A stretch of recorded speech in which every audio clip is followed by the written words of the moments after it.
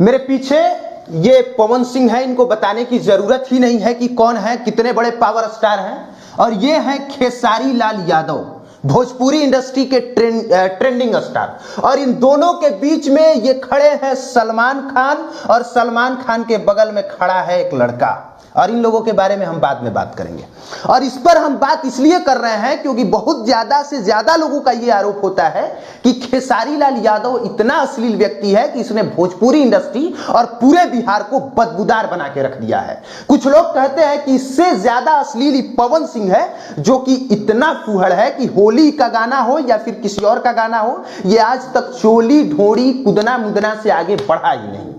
लेकिन आज मैं आप लोगों को यह बताने जा रहा हूं कि इन दोनों से बड़ा अश्लील यह व्यक्ति है जिसका नाम सलमान खान है। पर अफसोस कि इस बात पर ना ही किसी का ध्यान जाता है और ना ही कभी किसी ने इस बात के लिए इस व्यक्ति को क्रिटिसाइज किया है, क्योंकि इसके बगल में खड़ा है, इसका नाम है MC स्टैन। और MC स्टैन वो व्यक्ति है जो इस बार बिग बॉस का विजेता बना है।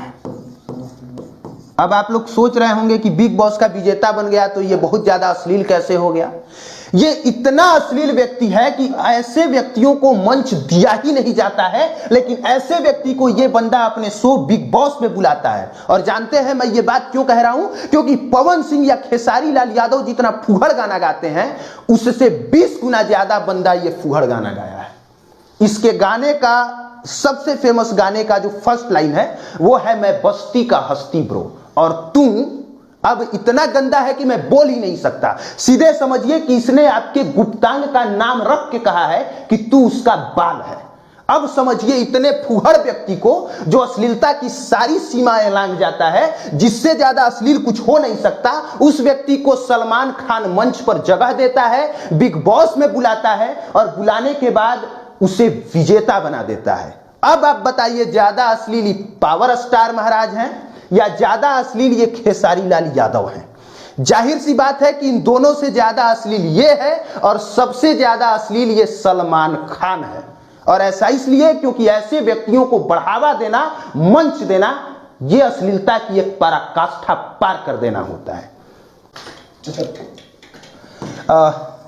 मैं ये बात क्यों कह रहा हूं, अब इस चीज को समझिए कि अश्लीलता की ये पराकाष्ठा क्यों है। ये तो बात आप लोगों को समझ में आ गई होगी, क्योंकि पवन सिंह और खेसारी लाल यादव की औकात ही नहीं है कि इसके इतना फुहड़ ये लोग गा दें।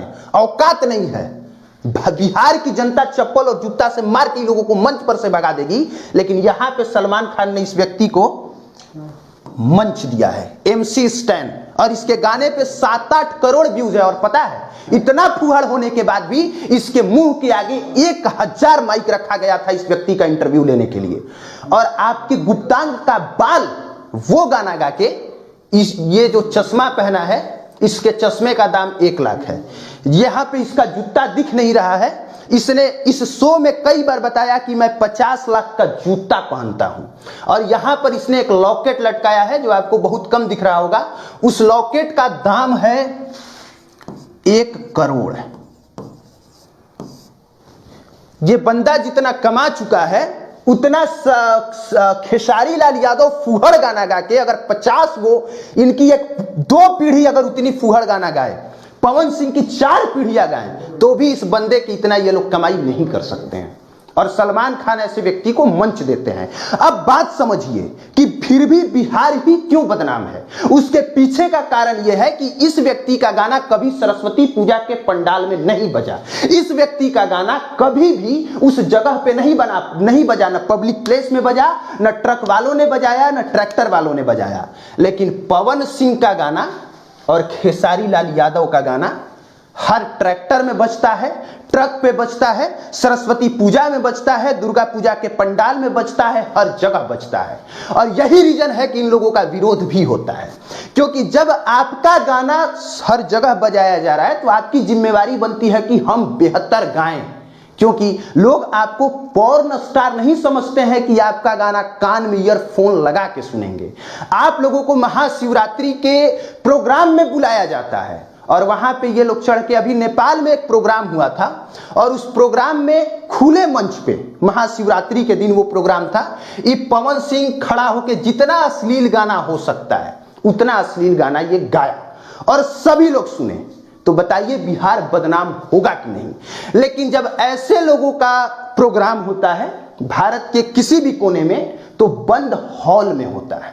वहां पर पहले टिकट कटाना पड़ता है और टिकट कटाने के बाद लोग पहले ही समझ के जाते हैं कि एमसी स्टैन का मतलब आपको अंड का बाल सुनना ही सुनना है।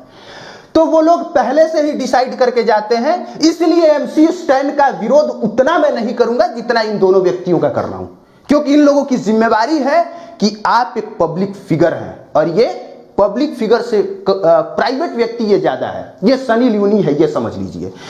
लेकिन ये बेहद दुख की बात है कि सलमान खान जैसा व्यक्ति, जो कि आज बॉलीवुड इंडस्ट्री का सबके लिए एक आइडियल व्यक्ति है।